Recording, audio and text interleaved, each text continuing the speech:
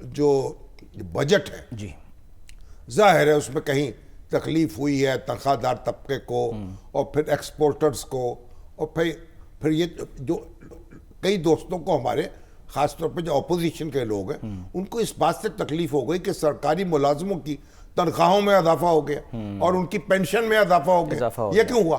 تو کہتے ہیں کہ اس کا کل جو امپیکٹ پڑے گا 1500 ارب صوبوں میں اور مرکز میں.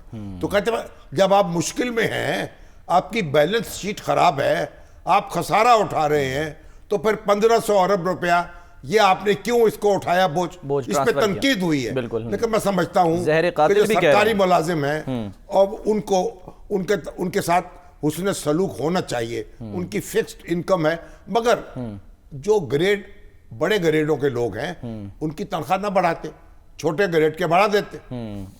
تو بہرحال اب سر ذرا میں چاہ رہا ہوں کہ ذرا سن لیں, کیونکہ آج کچھ لوگ سمجھ رہے تھے کہ شاید اس پر اعتراض جو ہے وہ قبول ہوگا, مسترد کر دیا. ابھی تو دیکھیں, ابھی بحث ہوگی, اچھا ابھی تو بجٹ پیش ہوگا نا, بہت ساری تجاویز مانی بھی جا سکتی ہیں. وزیر خزانہ نے اپوزیشن سے بھی کہا کہ اگر آپ کو ایسی تجاویز دیں گے جنہیں ہم معقول ہوں تو ہم انہیں مان لیں گے. ٹھیک ہے. تو اب پیپلز پارٹی ہے, وہ بھی تجاویز اس کی بھی مانی جا سکتی, پر تنخواہ دار طبقے کے معاملے کو دیکھنا چاہیے. اور پھر اصل تو بات یہ ہے نا, کمرے ہمت کسیں, خرچے کم کریں, خرچے کم کریں. سر وہ کہہ رہے ہیں جس طرح وہ کینچی لے کے, ہمارے عبدالقیوم عابد صاحب ہمارے بڑے نامور اخبار نویس تھے, مجھے ان کے ساتھ کام کرنے کا شرف حاصل ہوا. وہ اپنا کہتے جی 3 کالم کی جگہ ہے اور مضمون 4 کالم کا ہے. اچھا. تو کینچی لگاتے تھے, کاٹ کے پھینک دیتے تھے. اچھا. تو انہوں نے کہا ایڈیٹر تو وہ ہے جو کاٹ کے پھینک دے, ایڈٹ کرے, جو چاہے 2 کالم کٹوا لو 3 کالم کٹوا لو. تو بھئی کینچی لے کے اخراجات کاٹ دیں. تو سر ابھی تو اخبار بھی جو ہے اس کا کاغذ مہنگا ہو رہا ہے, اس پہ جی ایس ٹی لگا دی. باقی چھوڑیں نا, اخبار تو ایسا ہی بیچارہ ڈوبا پڑا ہے. پرنٹ میڈیا اتنا کاغذ مہنگا ہو گیا ہے, اور اگر پرنٹ میڈیا کا نقصان ہے تو پھر یہ قوم کا نقصان ہے. اگر پرنٹ میڈیا جو ہے وہ ہمارے میڈیا کی بنیاد ہے, وہ اس میں لوگ جو ہیں جو کام کر رہے ہیں پرنٹ میڈیا میں, وہ ان کو تمیز سے ذمہ داری سے کام کرتے ہیں, ذمہ داری سے لکھتے ہیں, پھر ان کی ٹریننگ ہوتی ہے, پھر چاہے الیکٹرانک میڈیا میں چلے جائیں چاہے سوشل میڈیا میں چلے جائیں. اگر پرنٹ میڈیا جب نہ رہے تو میڈیا مچھلی بازار بن جائے گا. اب تک سر ابھی بھی کریڈیبلٹی سب سے زیادہ پرنٹ میڈیا کی. پرنٹ میڈیا کی حفاظت حکومت کی ذمہ داری ہے, قوم کی ذمہ داری ہے.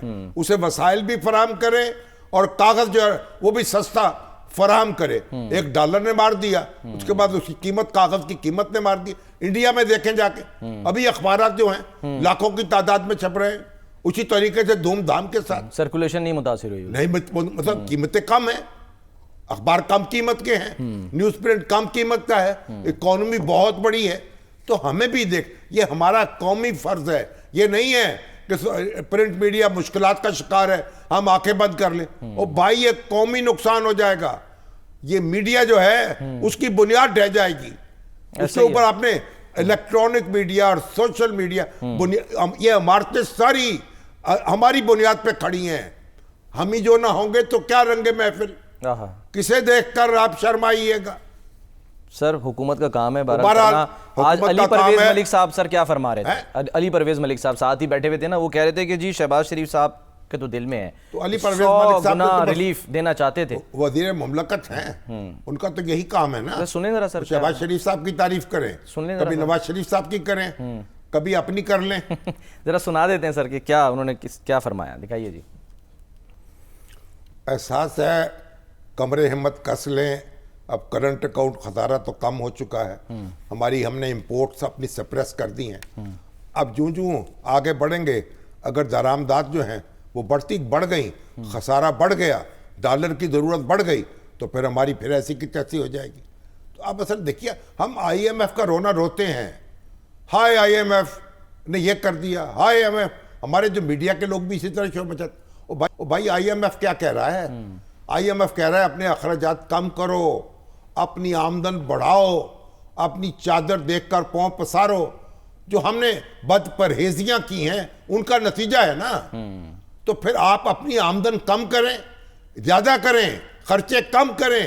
آپ کہہ رہے نہیں, خرچے بڑھائیں گے, آمدن نہیں بڑھائیں گے, ایکسپورٹس بڑھائیں. پاکستان جیسا ملک, میں تو بار بار چیختا ہوں, اگر ذوالفقار علی بھٹو کی حکومت نہ ہوتی اور ہماری صنعتیں جو ہیں ان پہ ڈاکہ نہ پڑتا, ہمارے صنعت کار جو ہیں ان کو دربدر نہ کیا جاتا, آج پاکستان $200 ارب 300 ارب ڈالر کی ایکسپورٹ کر رہا ہوتا.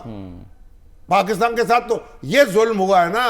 اب پالیسی کا تسلسل چلے, ایکسپورٹرز کو حوصلہ افزائی کریں اور اپنی صنعتیں درست کریں, اپنی سرمایہ کاروں کی سہولت دیں. اپنے سرمایہ کار اپنی انویسٹمنٹ کریں گے تو باہر کے بھی آئیں گے. جو باہر کا کیوں آئے گا جب اپنے آپ کے کسی کام کا نہیں ہوگا. اس لیے ہمیں گھبرانا نہیں چاہیے, ہمت ہارنی نہیں چاہیے, حوصلہ رکھنا چاہیے. اس وقت تو فوج بھی اور حکومت بھی ایک پیج پر ہیں اور لگے ہوئے ہیں اپنے ملک کو آگے بڑھانے میں. اپوزیشن جو ہے ہماری وہ بھی کچھ ہوش کے ناخن لے لے, بغلے نہ بجائے مشکلات پر, اور مشکلات کے اوپر اپنی اس کی سیاست جو ہے اس کا کوئی فائدہ نہیں ہوگا. مل کے پاکستان سب کا ہے, سب کو آگے بڑھانا ہے. ایسے یہ سر, اس پہ ذرا ہم آگے چل کے ذرا بات کریں گے ڈیٹیل میں. میں یہ جاننا آپ سے چاہ رہا تھا کہ یہ جب کہا جاتا ہے حکومتیں آتی ہیں جی کفایت شعاری مہم کا آغاز کریں, ہمیں یاد ہے عمران خان صاحب کے دور میں ہوا, وہ کیا ہوا سر, وہ جی بھینسیں بیچ دیں, گاڑیاں بیچ دیں, بعد میں پھر بیٹھے ہوئے. آپ یہ آپ کی جو آمد و رفت کے اخراجات ہیں, آپ پہلی بات تو یہ آپ کے جو یہ انٹرٹینمنٹ کے اخراجات یہ سب یہ تو ختم کریں. آپ پہلے ایک بتائیں مجھے, ہم نے کیا کیا, ظلم کیا ہوا؟ 18ویں ترمیم صوبوں کو, کئی محکمے صوبوں کو دے دیے, ڈیوالو کر دیے, اور لیکن وہ مرکز میں بھی موجود ہے, صوبوں میں بھی موجود ہے. اب وہاں کیسے محکمے بند کریں؟ ایک ہاہاکار اور مچ جائے گی. بلاول صاحب اور سارا جو اخراجات جو ہیں وہ اس میں آپ نے آمدن کا بڑا حصہ صوبوں کو دے دیا. آپ بتائیں کیا ظلم ہے؟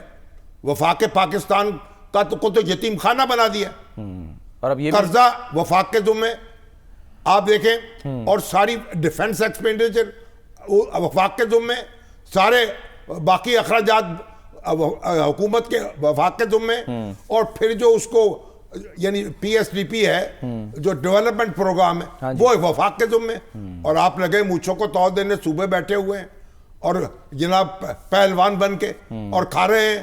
اور یہاں پیپلز پارٹی بھی آنکھیں دکھا رہی ہے, اور پیپلز پارٹی کہتی ہے ہمارے ساتھ معاہدہ ہوا تھا. پتہ نہیں کیا معاہدہ ہوا تھا بھئی, جو معاہدہ ہوا ہے اس پہ عمل کریں.